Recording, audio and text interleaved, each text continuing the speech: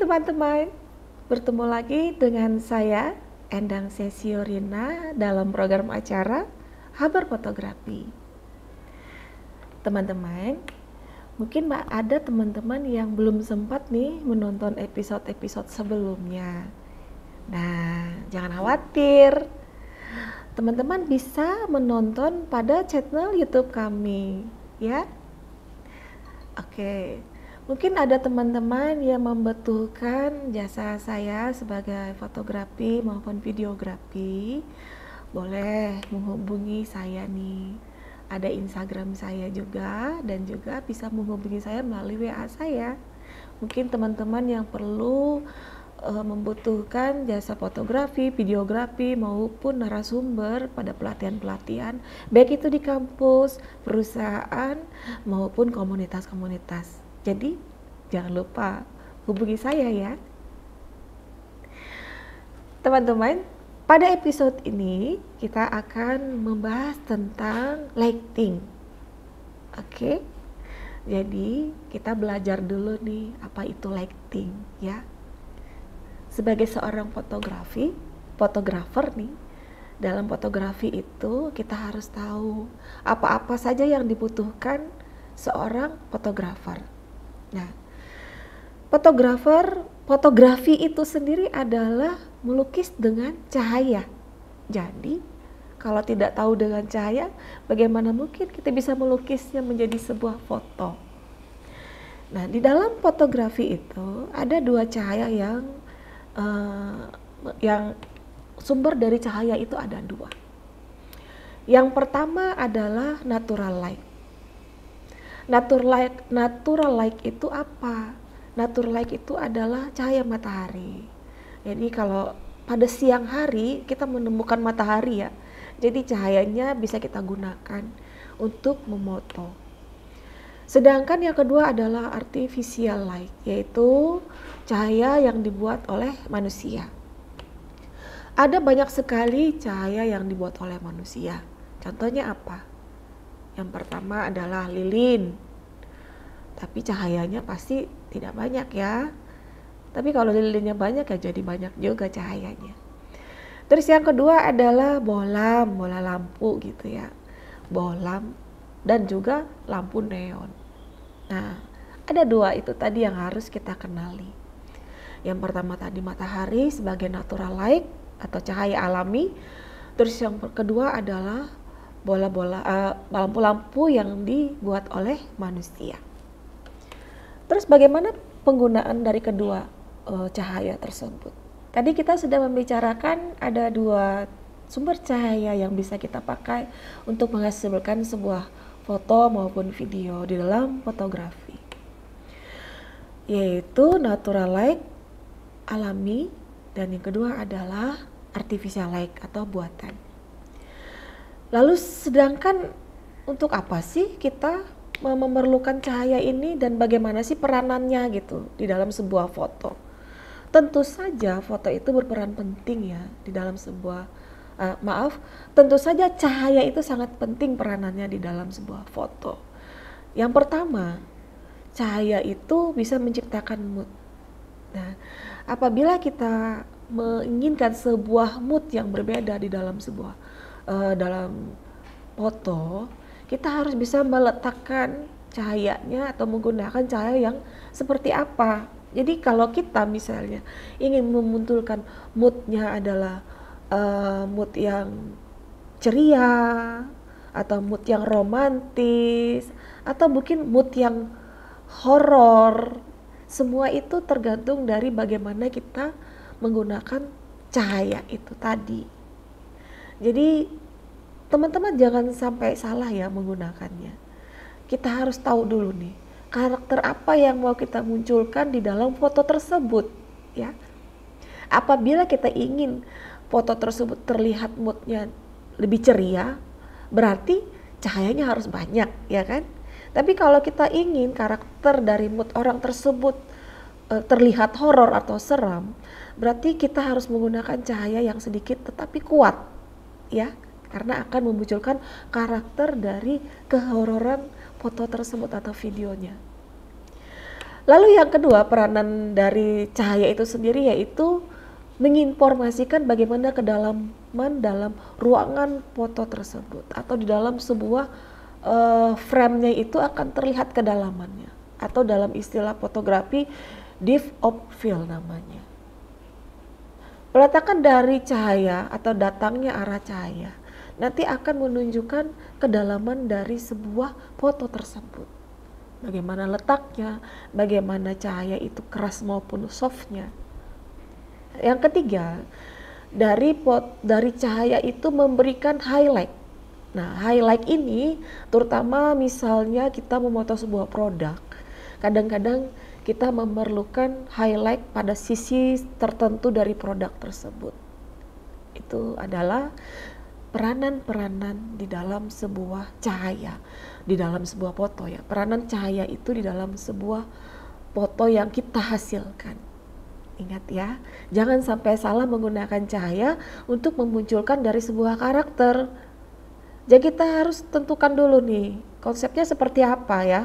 Mungkin kita ingin konsep-konsep yang seperti tadi saya bilang, konsep-konsep yang romantis, konsep-konsep yang ceria, itu berbeda dengan kalau kita menginginkan karakter-karakter yang keras gitu ya, yang horor, yang tajam, itu akan kita menggunakan pencahayaan yang berbeda. Jadi jangan sampai salah kita menggunakan peranan dari cahaya tersebut. Baik ya teman-teman, apalagi berikutnya yang harus kita perhatikan? Ada lagi, simak nih setelah ini ya.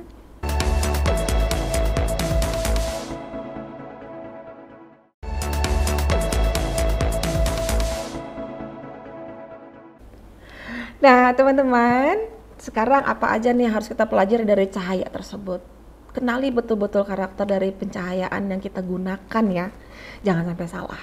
Nah, hal penting yang harus kita kenali benar-benar, yang pertama adalah intensitas dari cahaya yang kita gunakan tadi. Cahaya itu bisa terang, bisa redup, bisa juga menggunakan aperture yang besar maupun aperture yang kecil di kamera kita. Jadi apabila kita ingin memfoto sebuah objek, kita harus tahu dulu nih, kita menggunakan cahaya yang keras atau yang soft. Nah, kalau kita ingin menggunakan cahaya yang terang, otomatis aperture yang kita gunakan pun harus kita sesuaikan. Jadi itulah peranannya, baik itu dari cahaya yang datang dan juga kita menggunakan di kamera kita aperturnya seperti apa gitu ya. Lalu yang kedua, kita perhatikan pula quality dari cahaya itu. Apabila cahaya itu kita gunakan hard light, kita berarti harus paham betul nih, objek kita harus, misalnya nih objek kita langsung mendapatkan cahaya langsung dari cahaya buatan itu tadi, artinya tuh hard light. Terus ada juga soft light. Soft light itu cahaya yang digunakan ke objek kita dengan arah yang tidak langsung kena ke karakter orangnya. Artinya kita masih menggunakan pantulan, mungkin begitu ya, atau kita bisa menggunakan dibantu dengan diffuser gitu ya. Itu untuk agar karakter dari orang yang kita inginkan itu muncul sesuai dengan yang kita, moodnya yang kita inginkan. Lalu yang berikutnya juga kita harus tahu bagaimana temperatur dari cahaya tersebut. Kalau misalnya kita berada pada suatu tempat yang mungkin waktunya di pagi hari, artinya ini kita menggunakan cahaya alami ya, bicara tentang cahaya alami. Misalnya waktunya di pagi hari. Kalau di pagi hari itu karakter warna dari cahaya itu akan agak berwarna warm, kuning gitu ya. Nah, terus apabila kita waktunya pada siang hari, biasanya warna dari cahaya alami itu dia lebih ke putih. Terus yang berikutnya lagi, kalau kita kalau kita memakai waktu di malam hari atau sore hari menuju ke malam hari, di sore hari ya, atau lebih dari siang gitu, sudah matahari sudah agak turun, itu warnanya biasanya lebih ke dingin atau cold atau biru gitu. Nah, itu adalah warna-warna atau temperatur dari warna-warna yang muncul dari sebuah cahaya. Jadi cahaya itu tadi mempunyai karakter warna yang berbeda-beda, ya, baik itu cahaya alami maupun cahaya buatan. Jadi begini maksudnya. Apabila kita menginginkan dalam sebuah foto atau hasil karya itu ingin terlihat di pagi hari, bagaimana caranya? Caranya kita harus bisa membuat warna dari foto kita itu agak kekuning-kuningan, agak warm. Karena warm itu menunjukkan pagi hari, ya. Tapi kalau kita misalnya menginginkan dia terlihat terang siang hari, berarti cahaya yang kita gunakan itu harus menunjukkan warna yang putih. Gitu. Sebaliknya lagi, apabila kita menginginkan terlihat berada di tempat yang malam begitu ya, supaya terlihat, oh ini sepertinya dia malam hari gitu. Itu kita gunakan warna temperaturnya adalah warna biru, kebiru-biruan. Nah, sama dengan kalau kita menginginkan moodnya produk itu moodnya dingin misalnya, kita pakai warna yang agak kebiru-biruan, terlihat dia jadi dingin. Itu maksudnya. Jadi teman-teman, itu juga penting sekali ya, kalau kita mau memoto suatu produk ya, temperatur dari warna kita harus mengerti. Oke.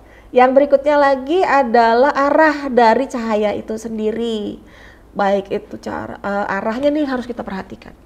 Biasanya yang sering digunakan terutama di dalam studio gitu ya, arah yang kita gunakan tuh ada 3 arah. Yang pertama 3 lampu, 3 poinnya, ada 3 arah dari cahaya itu. Yang pertama adalah dari arah yang key light, habis itu dari fill light maupun dari backlight. Dari 3 poin arah cahaya itu yang harus kita miliki dalam memfoto orang sehingga memunculkan karakter yang ingin kita munculkan.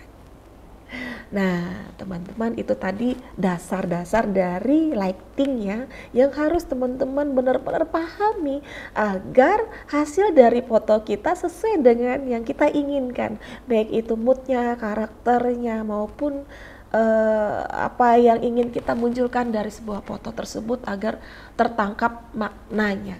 Teman-teman, nah tadi kita bicara tentang lighting, masih ada 1 poin lagi yang harus saya bahas sedikit nih supaya teman-teman lebih paham lagi ya bagaimana itu lighting, yaitu arah dari cahaya. Ada 3 poin penting yang harus kita ketahui tentang arah dari cahaya itu. Tadi sih saya sudah menyebutkan, tapi ini saya bahas lebih dalam lagi sedikit ya, yaitu key light atau cahaya yang utama. Key light atau cahaya yang utama ini dia akan lebih kuat, yang lebih utama dari sekian lampu atau lighting yang kita gunakan, dia harus ada key light. Jadi dia yang paling keras ya, baik itu cahaya alami maupun cahaya buatan, dia akan yang lebih keras mengenai objek kita. Terus yang kedua, dia adalah fill light. Fill light ini adalah cahaya yang kita pantulkan yang akan membantu menutupi shadow yang dihasilkan dari key light tadi. Jadi apabila key light kita taruh dari sebelah kanan, otomatis akan memunculkan shadow dari sebelah kiri. Nah, fill light akan kita letakkan di arah sebelah kiri untuk menutupi shadow dari key light tadi. Nah, lalu yang berikutnya adalah backlight. Terus apa gunanya backlight ini? Apabila dalam sebuah studio, backlight ini justru sangat diperlukan untuk memantulkannya di belakang objek kita. Jadi backlight itu adalah cahaya yang datang dari belakang objek kita. Nah, sehingga nanti akan menghasilkan sebuah dimensi bagaimana antara jarak background dengan objek yang berdiri di depannya. Nah, Itu tadi ya, ada 3 poin tentang arah cahaya tersebut. Teman-teman, demikian pembahasan kita di episode kali ini tentang lighting. Semoga teman-teman bisa memahami dan bisa menerapkannya ya dalam fotografinya nanti. Saksikan terus episode kita yang berikutnya tentang kabar fotografi di Banjar TV. Terima kasih ya teman-teman. Salam.